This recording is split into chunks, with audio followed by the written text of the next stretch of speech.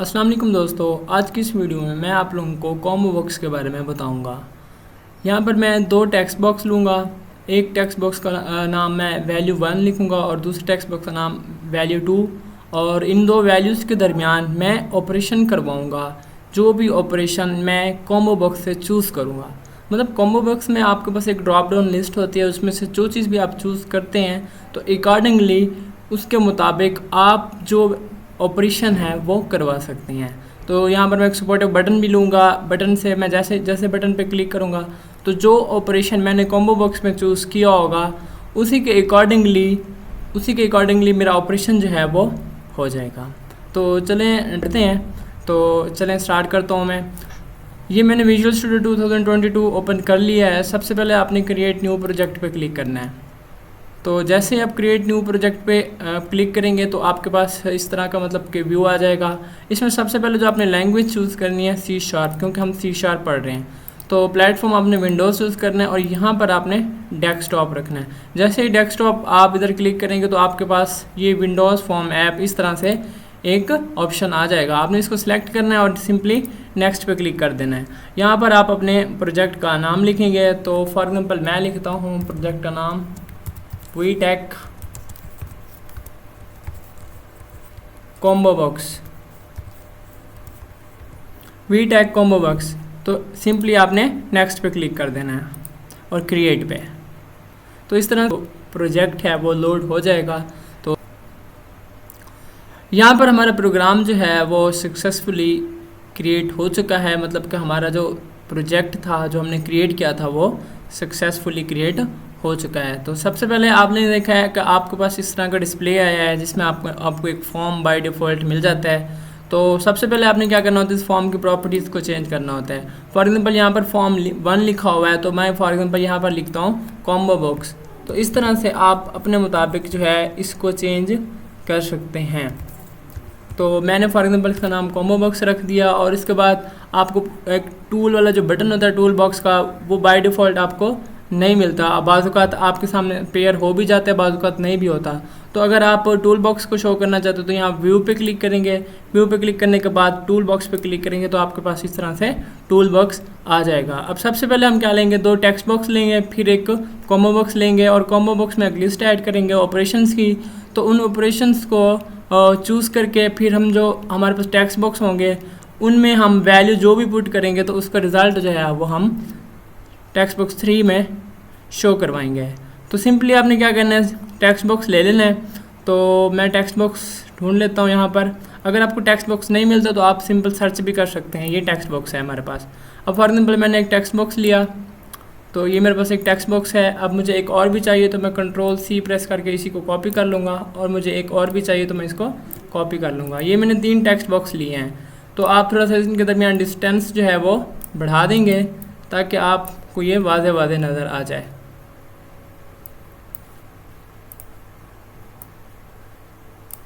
तो देखिए इस तरह से आप देखें, मुझे पता नहीं चल रहा है कि ये टेक्स्ट बॉक्स किस चीज़ का है, ये किस चीज़ का, तो ये किस चीज़ का है।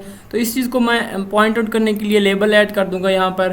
फॉर एग्जांपल मैंने यहाँ पर एक लेबल ऐड किया, इसका नाम, इस टेक्स्ट बॉक्स का नाम मैं रख देता हूँ फॉर एग्जांपल कि ये मेरे पास वैल्यू 1 है, वैल्यू 1।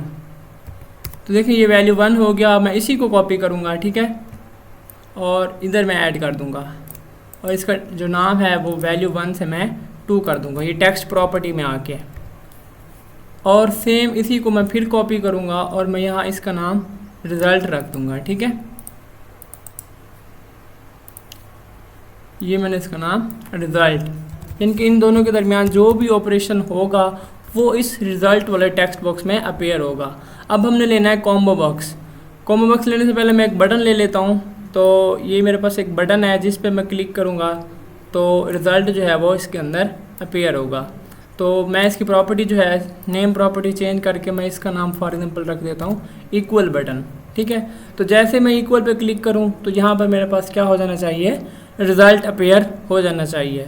लेकिन उससे पहले हमने क्या करना होता है, एक कॉम्बो बॉक्स यानी कि लेना है, उसमें से हमने जो ऑपरेशन ऑपरेट करवाना है इनके दरमियान वो हमने सबसे पहले चूज़ करना होता है। तो मैं यहाँ पर कॉम्बो बॉक्स ड्रॉ कर देता हूँ और इसके साथ मैं एक लेबल ऐड कर दूंगा। फॉर एग्जांपल मैं लेबल ऐड करता हूँ कि ऑपरेटर, इसका लेबल है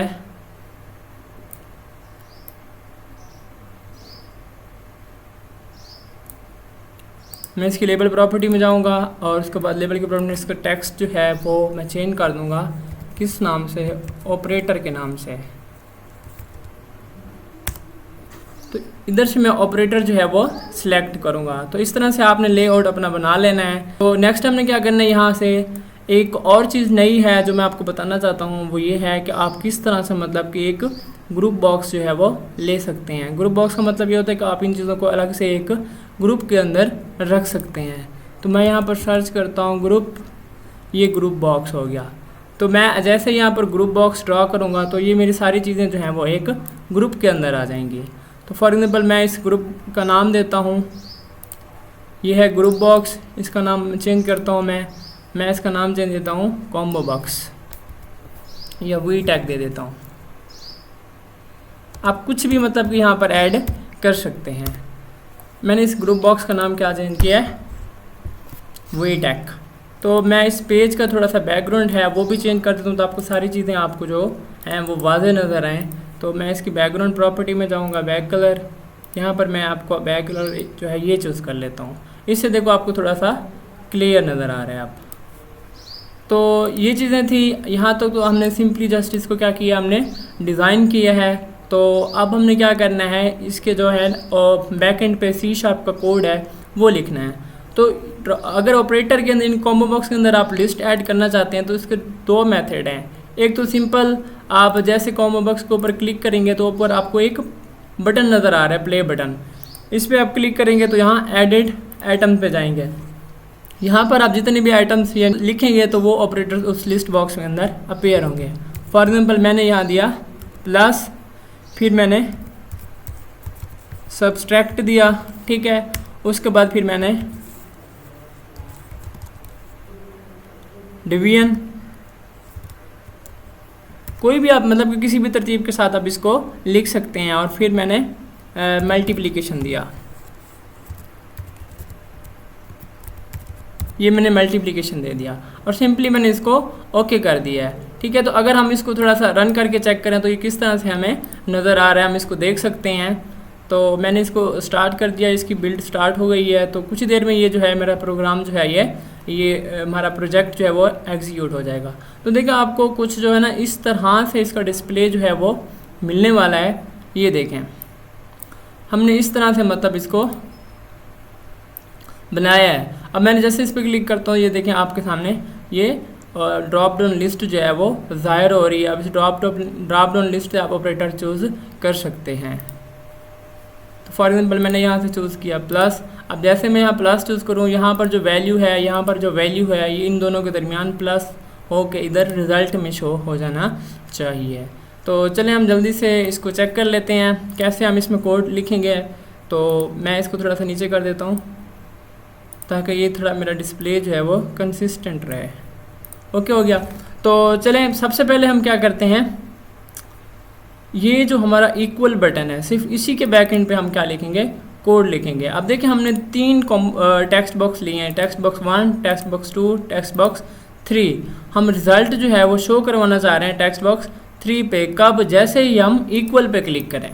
तो इक्वल पे आपने डबल क्लिक करना है। तो इक्वल के आप मतलब के इवेंट में आ जाएंगे। कंडीशन लगानी है आपने, यहाँ पर कंडीशन कैसे लगानी है, इफ़ अगर हमारा जो कॉम्बो बॉक्स है, आपको पता है कॉम्बो बॉक्स जो है उसके ना कुछ इंडेक्सेस होते हैं। अब जैसे आपको एक लिस्ट नज़र आ रही है, उस लिस्ट में 0 इंडेक्स पे प्लस पड़ा है, 1 इंडेक्स पे जो है वो आपको सब्सट्रैक्शन पड़ी है, और इसके बाद जो आपको 2 इंडेक्स है वहाँ पर आपकी डिवीजन वाला ऑपरेटर पड़ा है, और इसके बाद जो मल्टीप्लिकेशन है वो आपके 4th इंडेक्स पे है। तो इस तरह से हम क्या कर सकते हैं, सिलेक्टेड इंडेक्स की मदद से हम कंडीशन लगा सकते हैं। इफ़ अगर कॉम्बो बॉक्स 1 डॉट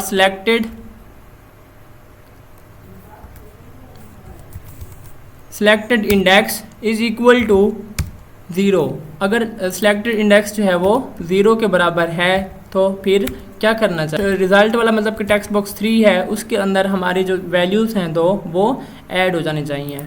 अब देखो text box 3 dot text equal to, अब टेक्स्ट बॉक्स 3 डॉट टेक्स्ट, सबसे पहले हम क्या करेंगे, इसको कन्वर्ट कर लेंगे। मैं आपको ये बाद में इस चीज़ को बताता हूँ कि इसको मैं क्यों कन्वर्ट कर रहा हूँ इस चीज़ के बारे में शायद मैंने प्रीवियस वीडियो में भी आपको बताया होगा, अगर आपने प्रीवियस वीडियो देखी है तो। अब फिर मैंने क्या दिया, कन्वर्ट डॉट 2 × 32। अब इसके अंदर मैंने फंक्शन के अंदर लिख दिया टेक्स्ट बॉक्स 1, टेक्स्ट बॉक्स 1 की वैल्यू डॉट टेक्स्ट। ठीक है, अब नेक्स्ट हमने क्या करना है, प्लस। तो इसी को मैं कॉपी करूँगा, ये जो मैंने लिखा है Ctrl+C और Ctrl+V। यहाँ टेक्स्ट बॉक्स 1 है तो मैं इसको टेक्स्ट बॉक्स 2 कर दूँगा। अब यहाँ देखिए टेक्स्ट बॉक्स 1 के अंदर जो हमने इंटीजर वैल्यू पुट की है, फॉर एग्जांपल ये टेक्स्ट बॉक्स है वो स्ट्रिंग है ना, तो उस स्ट्रिंग को वो कन्वर्ट करेगा किस में, इंट में, क्योंकि टेक्स्ट बॉक्स के अंदर हम इंटीजर वैल्यू पुट करने जा रहे हैं, तो उसके अंदर उसको हमने कन्वर्ट करना है इंट के अंदर। फिर इसी तरह से टेक्स्ट बॉक्स 2 के अंदर जो वैल्यू है उसको भी हमने कन्वर्ट करना है इंट के अंदर। अब इन दोनों के दरमियान हम कौन सा ऑपरेशन करवा रहे हैं, प्लस। जब सिलेक्टेड बॉक्स इनके कॉम्बो बॉक्स का जो सिलेक्टेड इंडेक्स है वो 0 के बराबर है, क्योंकि इंडेक्स 0 इंडेक्स के अंदर हमारे पास प्लस पड़ा हुआ है अगर हम लिस्ट देखें तो। अब नेक्स्ट देखो कन्वर्ट डॉट टू स्ट्रिंग। अब इसका मतलब क्या कि इसका जो भी आपस में जो भी रिजल्ट आया है, इंटीजर रिजल्ट आया है, उसको फिर हमने स्ट्रिंग में कन्वर्ट करना है। क्यों? क्योंकि टेक्स्ट बॉक्स जो है वो स्ट्रिंग है और स्ट्रिंग में हम एक स्ट्रिंग वैल्यू को ही स्टोर करवा सकते हैं। ठीक है, तो 0 इंडेक्स के लिए ये था। अब मैं इसी कोड को कॉपी करूँगा और बाकी तमाम जितने भी ऑपरेशन हैं उनके लिए मैं लिखता जाऊँगा। सबसे पहले क्या देना है आपने, एल्स देना है, फिर पेस्ट कर देना है आपने। अगर यहाँ पर 0 इंडेक्स था तो अब आपने 1 इंडेक्स देना है, और 1 इंडेक्स में हमारे पास क्या पड़ा है, माइनस पड़ा है। ठीक है, तो अब मैं इसी कोड को क्या करूँगा, कॉपी करूँगा और पेस्ट कर दूँगा Ctrl+C करके। तो मैं क्या करता हूँ, फिर पेस्ट किया मैंने, फिर 1 इंडेक्स नहीं, अब यहाँ पर 2 इंडेक्स है। 2 इंडेक्स पे हमारे पास क्या पड़ा है, डिवीजन है, डिवीजन। उसके बाद फिर हमने लास्ट में मल्टीप्लिकेशन लिखी थी। तो हमारे पास 4 आइटम थे टोटल, तो 0 से स्टार्ट करें तो ये 3 इंडेक्स तक हमारे पास टोटल होंगे। तो 3 इंडेक्स पे हमारे पास क्या है, मल्टीप्लिकेशन। तो यहाँ पर मैं स्टैटिक दूंगा। रन करके चेक करते हैं कि हमारे पास किस तरह से ये काम कर रहा है। तो यहाँ पर देखिए हमारा प्रोग्राम जो है वो सक्सेसफुली रन हो चुका है। अब फॉर एग्जांपल मैं यहाँ पर वैल्यू पुट करता हूँ 50, ठीक है, और यहाँ पर मैं वैल्यू 2 पुट करता हूँ 20। अब और यहाँ मैं ऑपरेटर चूज़ करूँगा। फॉर एग्जांपल मैंने ऑपरेटर चूज़ किया प्लस का। अब जैसे मैं इक्वल पे क्लिक करूँ तो यहाँ पर मेरे पास रिजल्ट आ जाना चाहिए। तो देखें 50 + 20 = 70। तो अब इसी वैल्यू को हम फिर दोबारा वैल्यू पुट करनी है। तो देखें इसको क्लियर करना थोड़ा सा हमारे लिए डिफ़िकल्ट हो जाएगा, तो इसलिए हम एक नया बटन ले लेते हैं क्लियर का, ताकि उस पर जैसे हम क्लिक करें तो हमारे पास ये तमाम जितने भी बॉक्सेस हैं, ऑप्शन जो हमने चूज़ कर रखे हैं वो सारे क्लियर हो जाने चाहिए। तो मैं सबसे पहले क्या करूँगा, अपने टूल बॉक्स को ओपन कर लूँगा। टूल बॉक्स को ओपन करने के बाद एक बटन ले लूँगा। मैंने बटन ले लिया और इस बटन का नाम मैं क्या रख लेता हूँ, क्लियर।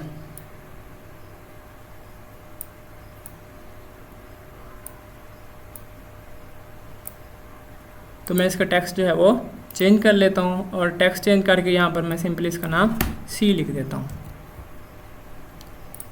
तो ये देखें क्लियर पे मैं क्लिक करूँ तो ये सारे जितने भी हमारे पास ये ऑप्शंस हैं, मतलब कि टेक्स्ट बॉक्स हैं, ये सारे एम्प्टी हो जाने चाहिए। तो इसके कोड में चलते हैं। डबल क्लिक करके इसके इवेंट को अपना ओपन करना है।